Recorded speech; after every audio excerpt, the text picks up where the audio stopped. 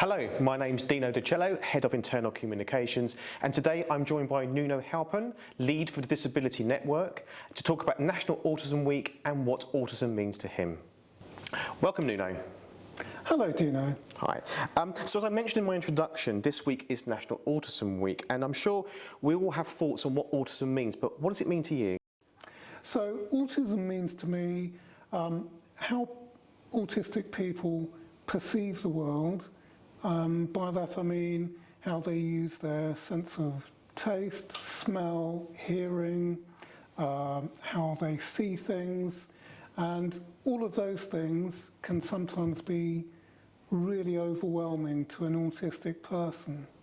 Now, I personally don't particularly struggle with those things, but what I do struggle with is the next thing, which is how autistic people relate to other people in the world. So I sometimes feel quite isolated. Right. I feel rather different to other people.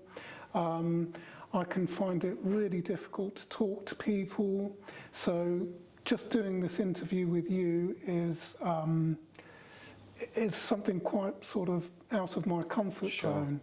And I also struggle with talking to people in large groups. Yeah. So that's and all of those things can create a lot of anxiety. So that's what autism means to me. Okay, no, brilliant. That sort of clears it up, and that's a really kind of insightful kind of perception of what it means to you specifically.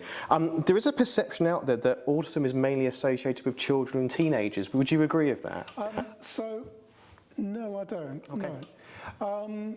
So let me tell you a bit about myself. So as a child, I had lots of tantrums or meltdowns, as they're now called, to the extent that my parents gave me medication, but when they realised that it turned me into a zombie, they stopped that. I had problems tying my shoelaces up. Okay. So that's me as a child. As I've said, I've always struggled with relating to people, talking to people, and that has not changed at all since I've become an adult. And if you think about it, when you become an adult, your personal relationships become more complicated, and if you're lucky as an autistic person to find work, your work relationships are really complicated as well. So your underlying problems that you had as a child continue with you all the way through to an adult, and it's not that they don't get better, but they're always there in the background. So that's why you probably hear a lot about anxiety in relation to people that are autistic, because their situation doesn't change whether they're a child or an adult. Sure. Yeah. Okay, that's interesting. Well, thanks for kind of debunking that sort of perception out there. Another question that I sort of did some research on. Why are there more men diagnosed with autism than women? So that's a really good question, Dino. Now, autism diagnosis has got a really long, complicated, and at times controversial history. So you'll probably be really surprised to learn that it was only in the 1970s that people started getting what's called a modern autistic diagnosis. Okay. So leading on from that, a lot of the questions and how the diagnosis was carried out was skewed towards men. Right. Oh, really? Okay. Yeah. And that has changed to a certain extent. So it is better for girls and women when they go through the diagnosis of autism, but there's still a long way to go. I think the other thing to say is that we now have more sort of role models that are women, so people like Daryl Hannah, Susan Boyle, Yeah. and of course most people have heard of Greta Thunberg. Yep. They're all autistic. Oh, right, okay. So as more women in the spotlight are shown to be autistic, or they'll talk about their experiences with autism, hopefully this will help women and girls to get diagnosed quicker and well, better. The whole process will be better for them. Yeah, absolutely. It's interesting you sort of mentioned that thing back in the 70s. I think it's like, not just with autism, it's like most things in the world, it was a man's world, and therefore most things that happened were kind of set up for men, and that sort of makes perfect sense, you explaining that, so thank you for that. My next question, it's a cheeky one, but we've all seen fictional characters like Sheldon Cooper and Rayman, so, you know, can we expect all autistic people to be geniuses? So no. You mean we can't go to the casino after this? No? No, I'm sorry. That's a shame. No.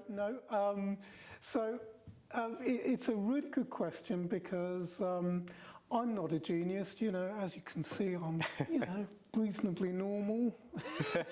Very normal. Thank you. You're too kind. But you know,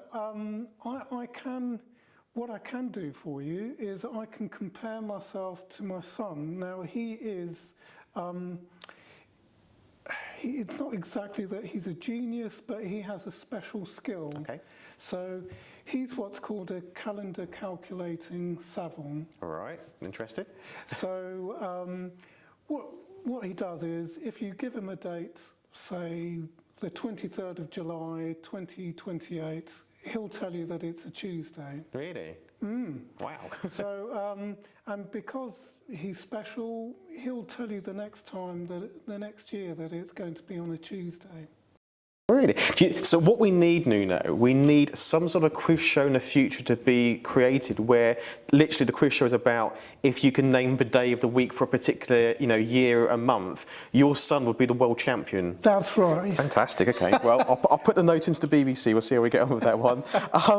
Another question that I thought of: can autism also affect physical aspects of your life? It can indeed. So. I have a colleague, Carolyn, who helps me with the disability network. She has a condition called Ehlers-Danlos syndrome. Okay. So that condition affects every joint and ligament in your body. Basically, they're just too loose. Oh, right. So she's told me that even typing away at the keyboard, she can dislocate a finger. God, really? Wow. Yeah. So there's that. Yeah.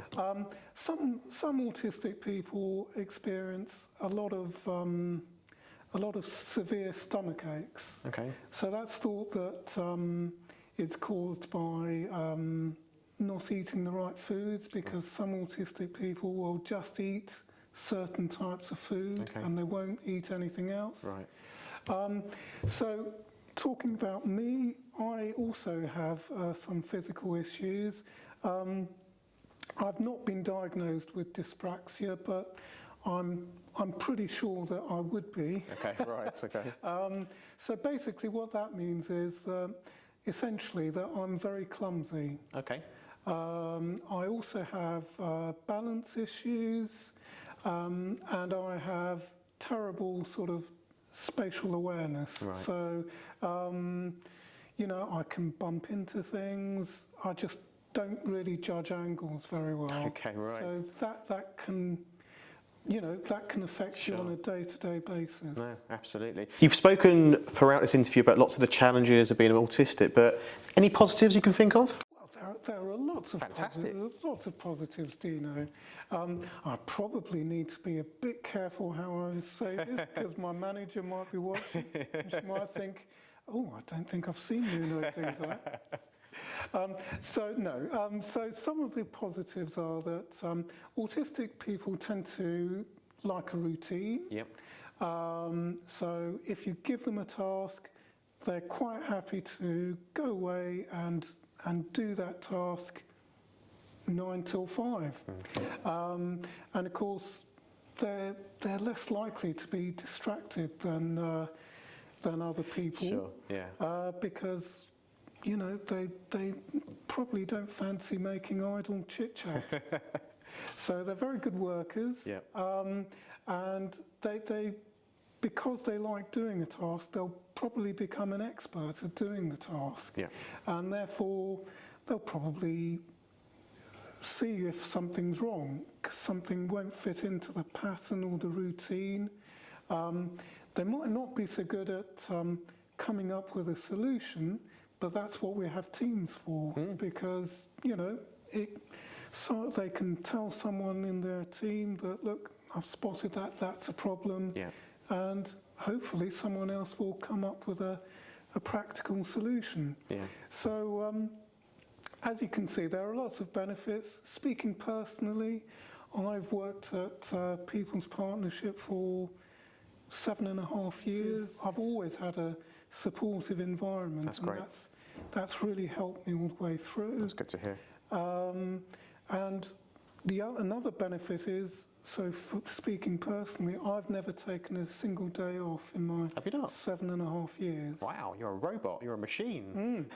So those are, I think, some of the benefits of being autistic. Yeah, that's really good to hear. So Nuno, listen, thank you for joining me. I hope we were, you know, nice and gentle with you, and you enjoyed the experience. I did. It wasn't too bad. That's thank good. you. Excellent. I really enjoyed finding out more about National Autism Week and autism in general. So thank you very much indeed. Thank you. If you'd like to find out more about autism and National Autism Week, please follow the link at the end of this video. Thank you.